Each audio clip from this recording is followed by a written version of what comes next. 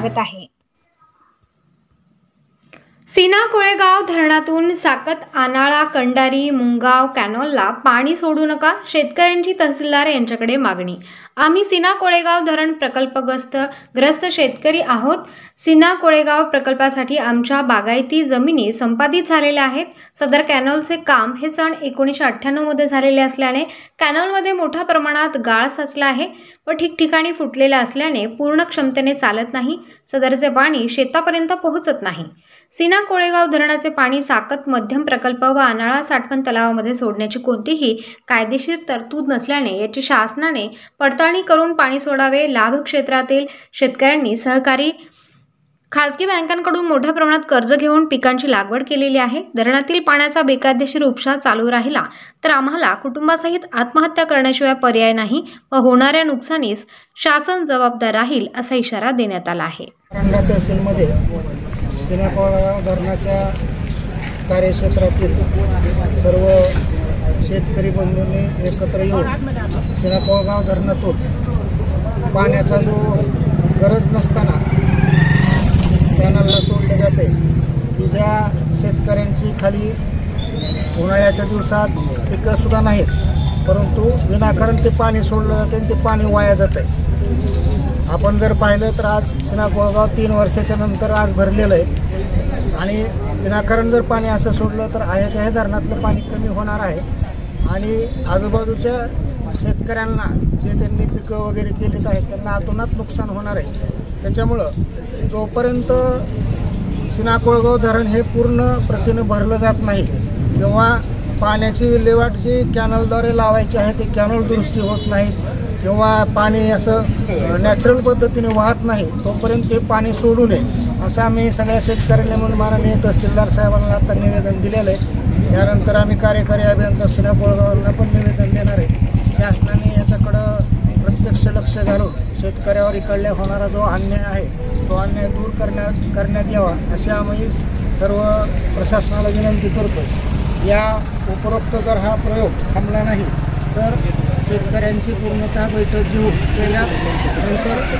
ठाम असा कुठला तरी निर्णय जोपर्यंत होत नाही तोपर्यंत शेतकरी उपोषणाला बसण्याची किंवा सीना कोळेगाव धरणाच्या पाण्यामध्ये जलसमाधी घेण्याचा असा विचार सगळ्या शेतकऱ्यांच्या मनामध्ये आहे।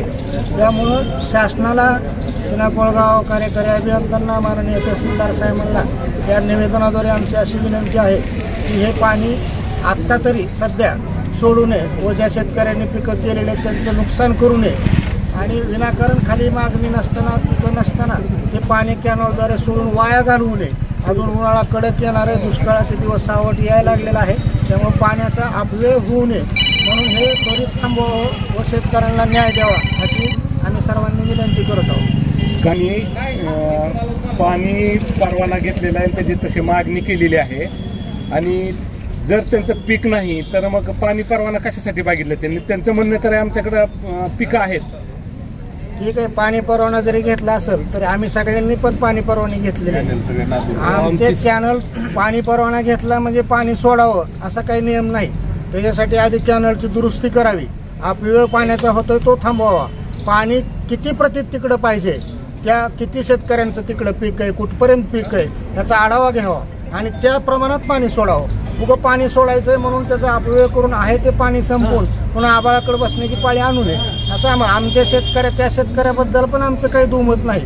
ते काय आमचे शेतकरी बांधवच आहेत, त्यांचं पण नुकसान होऊ नये त्याच्याबद्दल आमची भूमिका साफ आहे। परंतु हे पाणी कॅनल जागोजागी फुटल्यामुळं, अडवल्यामुळं किंवा झाडं झुडपं झाल्यामुळं किंवा पाण्याचा झिरपा जास्त होत असल्यामुळं जरी त्यांनी मागणी केली असली तरी हे पाणी शेतकऱ्यांनी मागितलेल्या शेतापर्यंत व्यवस्थित पद्धतीने जाऊ शकत नाही, त्याचा अपव्यय होतोय, पाण्याचं नुकसान होतंय। त्याच्यामुळे धरणातलं पाणी कमी होऊन उर्वरित शेतकऱ्यांना त्याचा त्रास होणार आहे म्हणून आम्ही हे निवेदन आपल्याला देत आहोत। जोपर्यंत कामं पूर्ण होत नाहीत, कॅनलची दुरुस्ती होत नाही, साफसफाई होत नाही, पाण्याचं प्रमाण ठरवलं जात नाही, किती सोडायचं, किती शेतकऱ्यांना पाणी गरज आहे, किती हेक्टर ओलिताखाली आहे आणि पाणी किती लागणार आहे ह्याचा पूर्णतः अभ्यास केल्याशिवाय हे पाणी सोडू नये अशी आमची शासनाला विनंती आहे। तुम्ही कोणत्या गावचे शेतकरी आहेत? तुम्ही कौडगाव। बरं, काय तुमची काय मागणी? आमची मागणी एकच आहे, ती पण शेतकरी आम्ही पण शेतकरी, पाणी सोडायला आमचा कुठल्याही प्रकारचा विरोध नाही, पण ज्या हेतून पाणी सोडलं जातंय, समजा शेतकऱ्यांना पाणी द्यायला कॅनलनी तलावातलं पाणी सोडलं जातंय, ती पाणीच तिथपर्यंत पोहोचत नाही.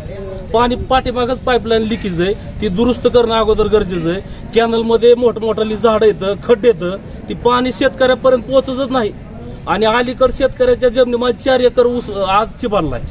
काय त्या पाण्याचा फायदा आहे? मग ह्याचं खरोखर नियंत्रण कसं पाहिजे? प्रशासनाने ह्याचं सर्वे केला पाहिजे, शेतकऱ्यांची आकडेवारी काढली पाहिजे. नेमकं शेतकऱ्यांपर्यंत पाणी पोचतंय का? पाणी तलावातनं उचललं किती जातंय? पाणी पोचलं किती जातंय?